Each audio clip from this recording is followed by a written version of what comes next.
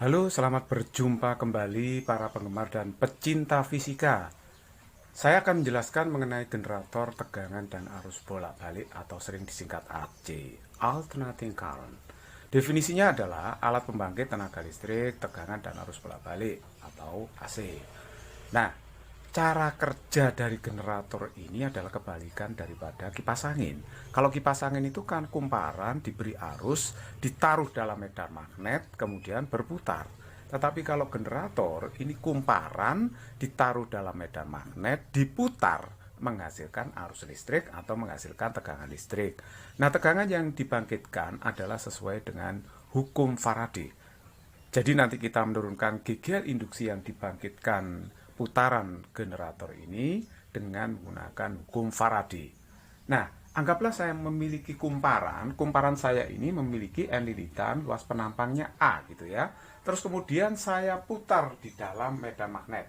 Nah, yang berputar itu dalam generator disebut sebagai rotor, sedangkan yang tetap itu namanya stator. Jadi stator itu akan menghasilkan medan magnet. Misalnya arahnya ke sana dengan bentuk sudut theta terhadap normal bidang kumparan. Nah, berdasarkan teori flux, bidang ini akan menerima flux magnet. Nah, flux magnet yang diterima itu sebesar BA cos theta. Tetapi kalau sudut ini kita kaitkan dengan kecepatan sudut, tentu saja bahwa theta itu adalah omega kali T. Di mana omega ini kecepatan sudut, T itu waktu putar. Nah, sekarang saya masukkan sini ya. Jadi BA cos omega T. Kita tahu bahwa T ini selalu berubah ya. Jadi kalau begitu fluxnya ini selalu berubah. Perubahan flux itu akan menimbulkan GGL induksi pada ujung-ujung kumparan sesuai dengan hukum Faraday. Jadi berdasarkan hukum Faraday, epsilon itu kan min N d flux per dt. Jadi kita bisa turunkan ini ya. Turunan yang cukup gampang, BA ini bilangan, tidak diturunkan ya. Bilangan ditulis. Cos omega T, ini diturunkan dulu omega T-nya. Omega, karena kita menurunkan terhadap waktu ya. Cos itu turunannya adalah min sin. Nah, seperti itu. Jadi kalau gitu epsilonnya dapatnya adalah NBA omega dikalikan dengan sin omega T. Nah, ini sering ditulis epsilon M dikalikan sin omega T, sedangkan epsilon M-nya itu adalah NBA omega. Jadi NBA omega, saya baca NBA kalau mungkin penggemar basket tahu ya NBA itu apa, tapi boleh juga disingkat dibaca Nabawi, nah misalnya begitu ya. NBAU bolehlah, ya terserah bagaimana cara menghafalkannya. Nah, ini kita sudah bisa tersenyum bahagia ya, tersenyum gembira karena sudah ketemu GGL induksi pada ujung-ujung kumparan yang dibangkitkan oleh perubahan flux tadi. Jadi GGL-nya itu bisa ditulis epsilon M sin omega T. Epsilon M itu menyatakan GGL induksi maksimum NBA omega. Epsilon itu menyatakan GGL induksi sesaat, maksudnya pada T tertentu GGL-nya bisa dihitung. Epsilon M GGL induksi maksimum. Omega kecepatan sudut putar rotor, satuannya adalah radian per sekon. N itu jumlah lilitan dari kumparannya. B itu medan magnet, satuannya Tesla. A itu adalah luas penampang kumparan, satuannya adalah meter kuadrat.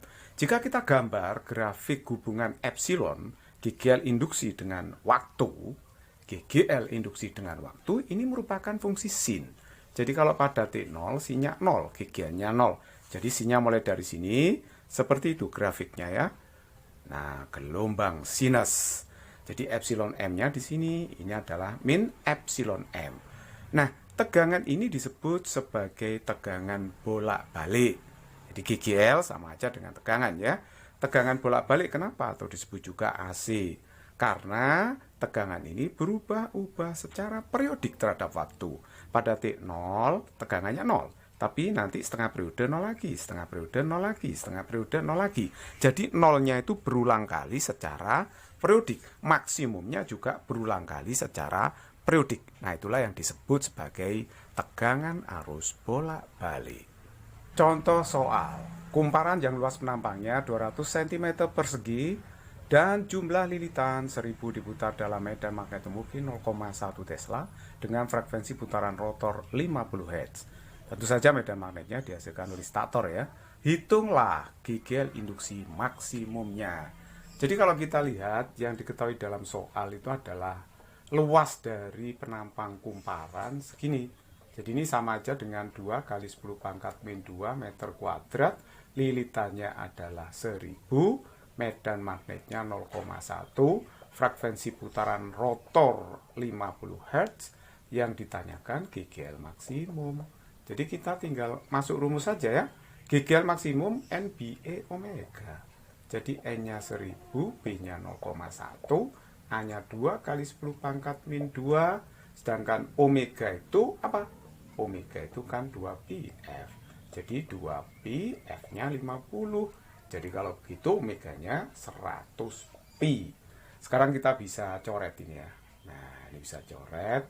Berarti hasilnya adalah 2π kali 100 atau 200π volt. Nah, seperti itu. Nah, tentu saja ya P-nya itu 3,14 gitu ya. Oke, nah terus kemudian kalau kita ditanya GGL pada T10 sekon gimana? Nah, tadi kan sudah diketahui ya GGL maksimumnya 200π volt. Jadi GGL-nya itu untuk sesaatnya kan epsilon M kali sin omega T. Jadi epsilon M sin omeganya tadi berapa ya? Kan 100π ya. 100π kali T. Nah, ini bentuk GGL sesaatnya. Nah, kalau dihitung pada T10 sekon ya tinggal masuk aja. Jadi epsilon M-nya tadi 200π dikalikan dengan sin 100π. Tapi ini T-nya 10.